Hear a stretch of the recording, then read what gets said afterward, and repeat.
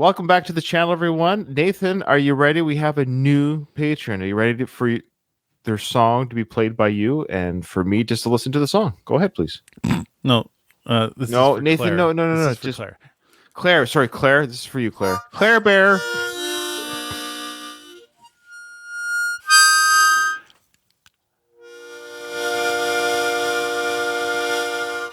Just for you, Claire. Yeah, that was perfect. That's what we like. We love it. This is what Claire had to say. Hey guys, I really enjoy your music reactions. Well, that's nice. And based on your comments related to the anthology, I really think the next song you would like on the album is the Manuscript. Despite, see, I love how she likes her reactions. Then she's gonna tell me why we suck. Here we go. No, I'm just joking. She goes, despite the self-deprecation, which I just did there, and quote, some rough edges. You know, it's probably me. It's probably me. Oh, we both have rough edges. Trust me. Maybe. Okay. She goes on to say, I genuinely enjoy your thoughts on Taylor's lyrics and thoughtfulness when it comes to her music. Yeah, you know what? The thing is, Claire, would you really be a fan of ours if we weren't a little bit rough around the edges or self-deprecating? It's true. I actually just self-deprecated in the toilet about 2 hours ago. There's the rough around the edges. All right. Okay. All right. I think you have a true appreciation for the point of her music. We try to, which is not to care about, I like this, which is not to care about the quote, the who and why a song was written, rather the emotional impact and feeling a song has in relation to our own lives. That's how I approach it. Why are you still Sorry. What did I do wrong now? Yeah, I'm sorry. Nathan, this is a new patron. They're going to probably want their money back. So let's keep going. Okay. This is what has always made Taylor's music so relatable and powerful. Thanks so much and hope you guys have a lovely week. Well, thank you, Claire. Thanks, Claire. I appreciate that. It's very sweet of you. Wonderful. Yeah. The Manuscript. Any thoughts what it might be about? My guess is it's... I don't want to guess. You know what I'm going to guess? I don't want to guess. It's like... I'm just going to guess. I don't know why. Okay. I think it's going to... Like a manuscript is like a lot of words, right? Like instructions or direction. Mm-hmm. So I wonder if it's going to be something like that. Like a... the idea maybe someone has given her a manuscript, so to speak, of how to be or act, maybe. Oh. Yeah. Yeah, like almost like an edict. Right. Yeah. Okay. We'll see. Let's try. Well, we'll find out. Yes, we shall.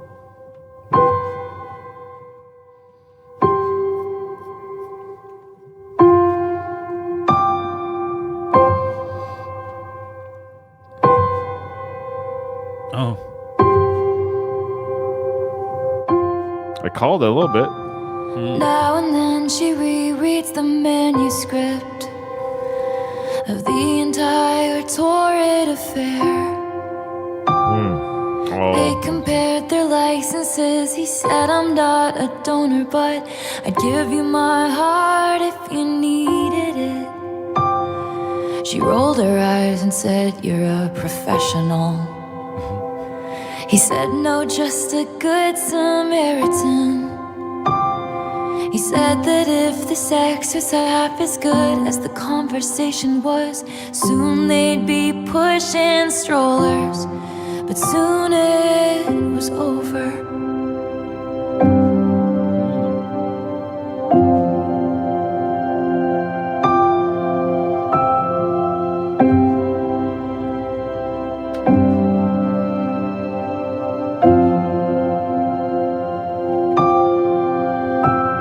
In the age of him, she wished she was 30 and made coffee every morning in a French press. Afterwards, she only ate kids' cereal and couldn't sleep unless it was in her mother's bed. Then she dated boys who were her own age, with dartboards on the backs of their doors. She thought about how he said, since she was so wise beyond her years, everything had been above board. She wasn't sure.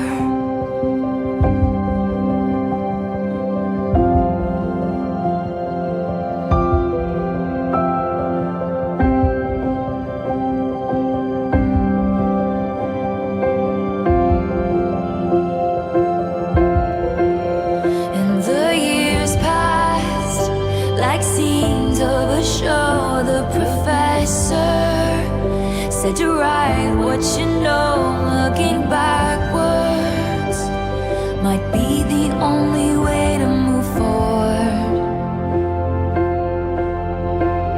Then the actors were hitting their marks, and the slow dance was alight with the sparks, and the tears fell in synchronicity with the score.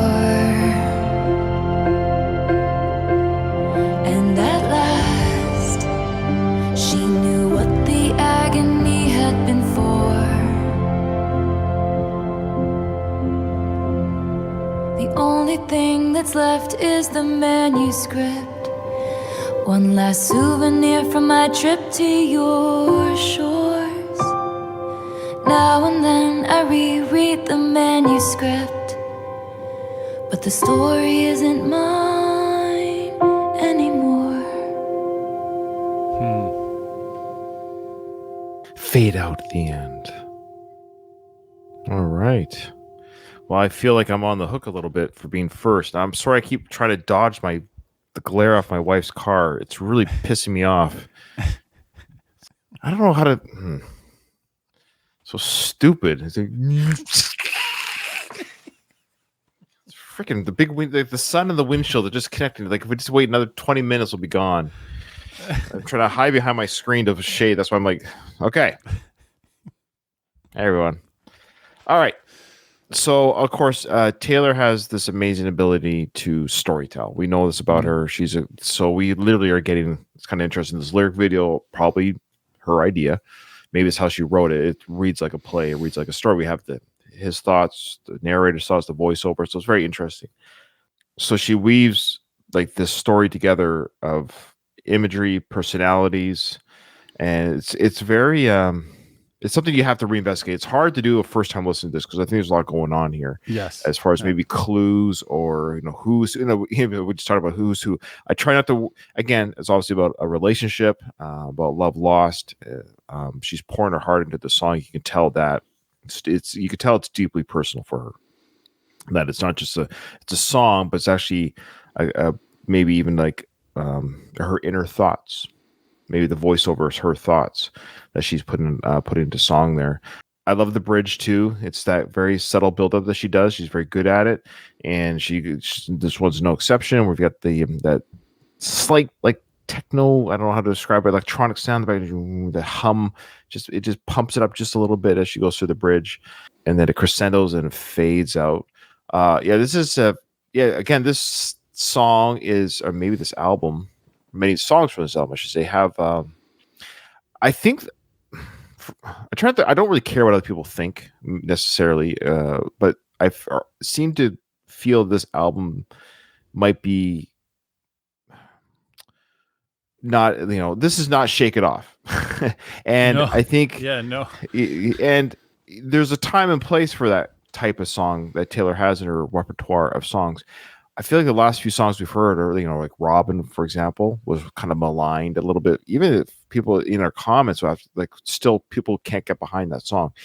But I think it just maybe depends where you are in your life, where you might be in relationships, and certainly where Taylor is when she's writing this song. This is a very personal song. So maybe it's not one you're going to play at your wedding, and maybe it's not going to be on your playlist when you're working out. But these are the songs that, hey, if you want to get personal with Taylor, this is the song you listen to.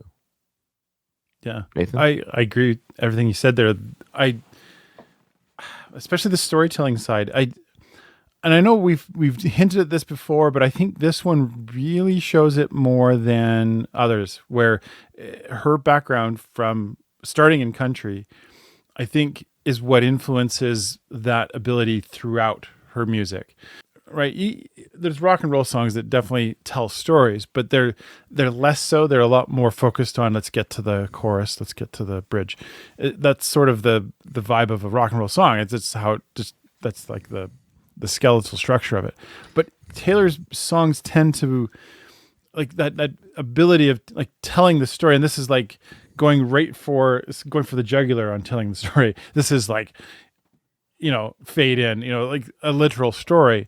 So I really appreciate that about Taylor's songwriting, about her willingness to just test things out and try things out. Mm-hmm. in this case here, I would say, like you said, like it's not a jam or a bop. It's the kind of song that is tapping into emotions that are hard to address for her. And I think you're bang on with this. This is an emotional song. This is a really vulnerable song for her to sing, because I think it's going right for stuff that she's trying to make sense of in her life. I always feel like with some of Taylor's songs, you always are feeling kind of like processing. She's like going through her own therapy in front of us live as she's writing these songs, and we're kind of like on the side going like, either you're identifying with it going, yeah, that's me too, or you're going like, oh man, Taylor, I want you to like figure this out, or you're just like, she's revealing something to us that we've never